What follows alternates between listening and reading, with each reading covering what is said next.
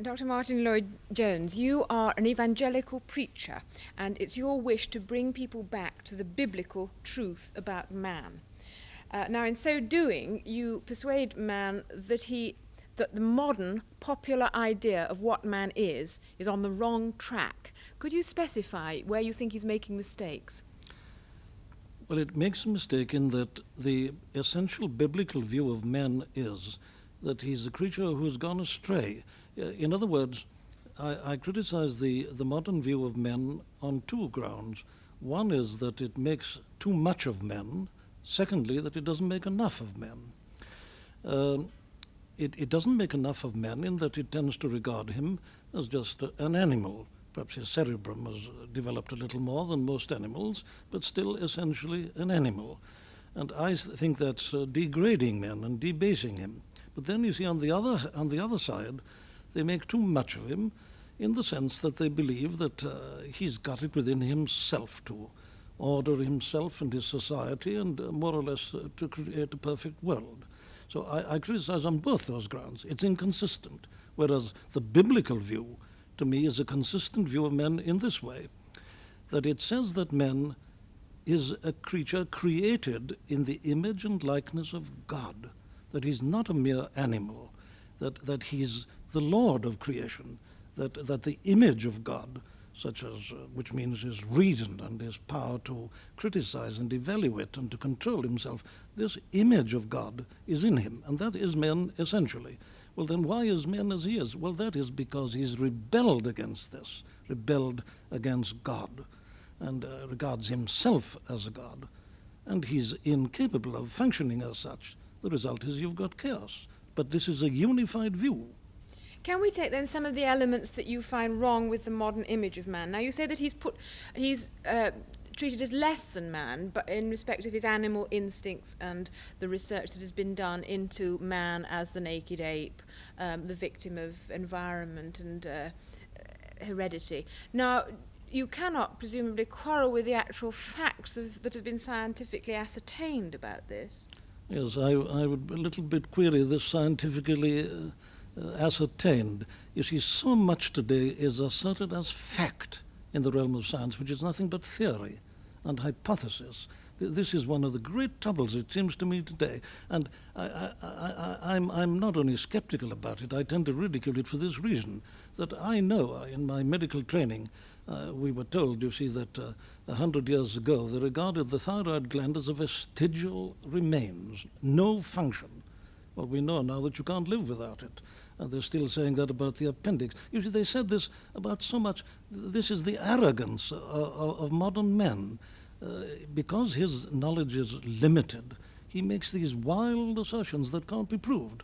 All I'm prepared to agree with is this, that man today is behaving like an animal. But the question is, why? You say in one of your books that the very essence of the problem is in the nature of sin. And you also say that, in fact, sin has always been part of man's nature, but sin used to be ashamed of itself, whereas today sin excuses itself. Yes. Well, yes, I don't think I've ever said that sin is an essential part of man. Man, I would say, as the Bible teaches, was originally perfect, but since man's original fall, sin has been a part of human nature. And that has been true, of course, throughout the centuries. I would say that the story of humanity is just a proof of this fact, that man is sinful now by nature. And this is bound to show itself. What you quarrel with is that the initial assumption about man today is that he's basically good, yes, but he goes astray and the blame must be put elsewhere. Now, indeed, there is some legitimacy in that point of view, in that poverty and oppression and exploitation does set many problems for man in which he doesn't always behave well. Would you not subscribe to it at all? Yes, man, this is where we've got to start, with man as he is today. And my quarrel, you see, with the general outlook of today is this, that they begin to talk about treatment before they've established a true diagnosis. Now, I can't help putting it like this, you see. It's a very poor doctor who medicates symptoms and isn't aware of the disease that is producing the symptoms. Well, to me, the disease is this fallen, or sinful nature of men. And because that is true, none of your medication of the symptoms is going to deal with the problem. And I maintain that this is what history is teaching us, that with all our advantages today, the problem is as great as ever. What then is the nature of man's sin that you wish us to recognize? It's this. It isn't so much that he does things that are wrong and that thereby makes himself miserable. Now, I think this is an important point, if I may say so. I'm glad you asked that question. There are some people who would represent sin as a sickness and say that man is sick. There are Christians who would say this. Well, I agree that man is sick, but to me, that's not the essence of the problem. The essence of the problem is that man is a rebel, and he is sick because he's a rebel. In other words, the business of Christianity ultimately is not simply to make us feel happier or even to make us live a better life. It is to reconcile us to God. Man, you see, from this biblical standpoint, was never meant to be autonomous or self-contained. This is my quarrel with the modern view. They regard men as autonomous. He is the master of his fate, the captain of his soul. It's so obviously ridiculous because he isn't. However, this is where they start. Whereas I start by saying that man was not only not meant to be autonomous and can't act as such, but he only functions truly when he lives his life under God. The God who made him has made him in a given way and has put laws in his nature. While man doesn't respond to this essential law of his being and is quarreling with his maker, he's bound to go wrong. He's bound to be miserable, and what he does will be wrong. He'll produce chaos. And he's done so throughout the centuries. This is the whole story of the human race. But it isn't merely that he's sick. It's that his attitude towards his maker is wrong. Now, the Apostle Peter, for instance, puts it in a phrase like this, that Christ came into the world to bring us to God. That's why Christianity must never be thought of as a sort of cult, which heals your body, enables you to sleep at night and to stop worrying and all. Now, that's to turn it into a cult.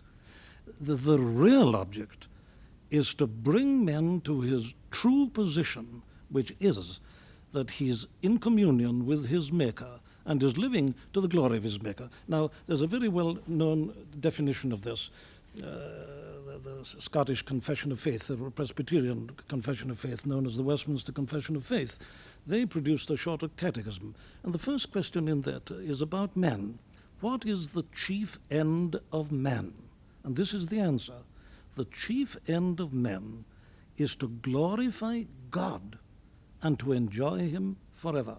But you see the order. You glorify God. Or let me put it in another way to you. A clever fellow, a lawyer, one day tackled Jesus Christ and said, which is the first and the greatest commandment of the law? You see, they were dealing with about 613 commandments, and they were arguing as to which was the greatest. Well, that fellow had a great shock when Christ answered him. He said, thou shalt love the Lord thy God with all thy heart and all thy soul and all thy mind and all thy strength. That is the first and the chiefest commandment. The second is like unto it. Thou shalt love thy neighbor as thyself. Now today, people start with the second and forget the first. You know, this point of view is obviously held with great conviction by you, but I would have thought it brought you into conflict not only with people who don't subscribe to the Christian religion, but to many other Christians too. Well, of course it does. I'm sorry about this. This is something I deeply regret, but this isn't the first time, you know, that minorities have been right. And in any case, we don't decide this kind of question by counting heads. I know nothing about these things, primarily, apart from what I find in the Bible. But I maintain that the story of the human race and the story of civilization is a proof of the truth of the Bible.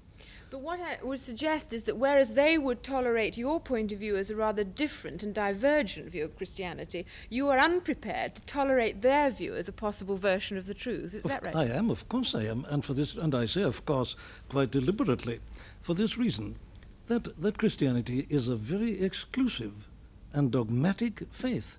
Take the Apostle Paul, for instance, writing. He says, though we or an angel from heaven preach any other gospel unto you than that which we have preached unto you, let him be accursed.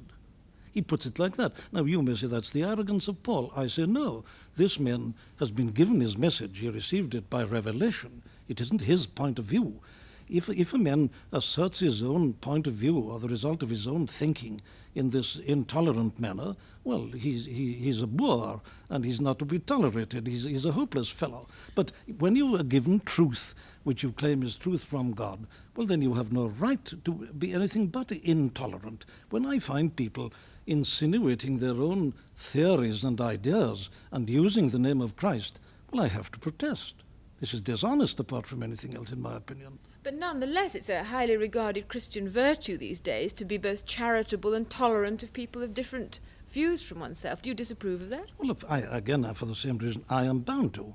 Christ himself said, I am the way, the truth, and the life. No man cometh unto the Father but by me. He says, all others have been thieves and robbers. So when I find the thieves and robbers being accepted into the church and their views being tolerated and praised, surely I'm bound to protest. The point is this, that Christ, I claim, is unique. You mustn't put anybody near him. You mustn't mention him in the same category as Confucius or the Buddha or Muhammad or anybody else. Why not? Well, because he is the only begotten Son of God. This isn't my theory. This is Christianity. This is what the apostles preached. They preached Jesus and the resurrection. Now, take a man like the Apostle Paul. He, as a Pharisee, resented all this. The Pharisees regarded Christ as a blasphemer. Who is this fellow? How can this man teach, never having learned himself? Who is this man who claims to be equal with God? And Saul of Tarsus persecuted the church, and he hated Christ. He says so. But then he came to see that this was the Lord of glory, and he preached nothing else. I must take you up on the social relevance of all the things you've been saying, because if the church here on earth, the church militant here on earth, has a role to play in the lives of all people, whether Christian or not. And I wonder whether the dogmatic nature of the church, as you speak of it, doesn't inhibit you from having a role in the lives of ordinary people. A lot of people would find, in a sense, it easier to reject you than someone who you would regard as a rather liberal, social-minded clergyman. Yes, precisely, and that's why the world is as it is. That's exactly the explanation. You've put it very perfectly. Now, I cannot accept the statement that the church is a social institution in your sense. A church, to me, consists of people who are truly Christian. Now then, you say, what is the relevance of this to the social conditions and the problems? Well, I would say that it is the business of individual Christians to play their part in society. And of course, historically, this is what is most interesting. The church has had her greatest influence upon society and social conditions when she's been most evangelical. Now, this isn't again my theory. I can establish this. I was in Scotland last week commemorating the 400th anniversary of the death of John Knox. You read the account of the conditions in Scotland before Knox, and he's always charged with intolerance and all the things you were saying, but that man changed the life of the whole of Scotland. He introduced an educational system, he changed it morally, politically, and in every respect. The Puritans did it in this country. Cromwell, don't forget, was an evangelical Christian. And then you come on to the 18th century, you have the evangelical awakening, and Whitfield and the Wesleys. That did more to improve social conditions in this country than all the dabbling of ecclesiastics in politics. You know, and yet it's often alleged against evangelicals that they promise salvation at the end of life and don't in fact apply themselves to the relieving of man's lot here on earth. Now, how concerned are you with man's lot here on earth? Well, I'm very concerned, and I've always criticized that particular representation of evangelicalism. To me, it wasn't biblical. You see, the biblical view of man is that he's to function in society. For instance, Paul's teaching is that the powers that be are ordained of God, that magistrates and all are ordained by God. That God, you see, there are two elements in my position. Man fundamentally needs this gospel which can renew him and renovate him and make a new man of him. But in the meantime, he's a believer in law and order, because sin must be held within bounds. If you don't have magistrates and punishment and so on, well, you'll get chaos, and I think we are witnessing a good deal of it at the present time. But this is a part of the whole Christian position, and Christian people in the past have played their part in politics and in various other aspects of Christian life. Unfortunately, in the last 100 years or so, I agree they have been somewhat guilty of the charge that you bring against them. But a number of us, and by now I think that's more or less gone. I find today that most evangelical Christians are very much concerned about the social implications and are laying great stress upon it. Can I revert again to this matter of man having lost his sense of sin and therefore not being in a situation of being able to be saved? I would say a great many people now feel that matters of sin are less than their immediate concern. And that being so, do you see much possibility of your point of view prevailing? Well, I not only see the possibility, I actually see it happening. I find people are turning back to this. I'm travelling about the country a great deal now. I was telling you, I was in Scotland last week. I was in Glasgow on Wednesday night and preached to 2,100 people. Now, it seems to me that something's happening. I find politicians find it very difficult to get 50 people to listen to them. In other words, I believe people are beginning to realize the utter bankruptcy of most of what's been offered them, and are turning, perhaps vaguely and even wistfully, back in the direction of this great authoritative message of the New Testament, which I maintain is only represented by the evangelical standpoint. And we've got to bring them to an awareness of this. Of course they're ignorant, but that's the business of preaching. But isn't this need for an authoritative line, whatever it might be, in conflict with the other trend in man's development, which is for self-expression, fulfillment, self-realization, which you actually disapprove of? Well, yes, of course I do, because man as he is, you see, the more he expresses himself, the worse things become. You see, if each man is autonomous and is to express himself or herself, you're bound to get conflict, aren't you? If each one of us is a god, and I do what I think is right, well, you think differently, well, there's a clash immediately, and you get chaos. You see, we must, both of us and all others, submit ourselves to God. We've got an authority outside ourselves, and we have a motive and a reason and a purpose. You see, when people deny this, you must get chaos, and you've got it. This is the tragedy. And so my business is to call people back to this. You've got, first of all, to show them why things are as they are. They've got to be clear about this. There's no hope until they are. Now, I know there are people going around today and saying, Jesus loves you and so on. Well, if I were a man on the street, I'd say, well, what about it? Who is your Jesus? I don't want him. I've got a car, I've got a refrigerator, I've got a television set. What are you bothering about? I'm not interested. Well, that is my reply to that. You see, the Old Testament is the law. And as Paul puts it, the law was our schoolmaster to bring us to Christ, to show us our need. Now, when people confront the Ten Commandments, there they see their failure. And it's only when they realize this truly, they'll see their failure, and it's only people who see their failure who are ready to listen to the offer of salvation. Dr. Martyn-Lloyd Jones, thank you very much.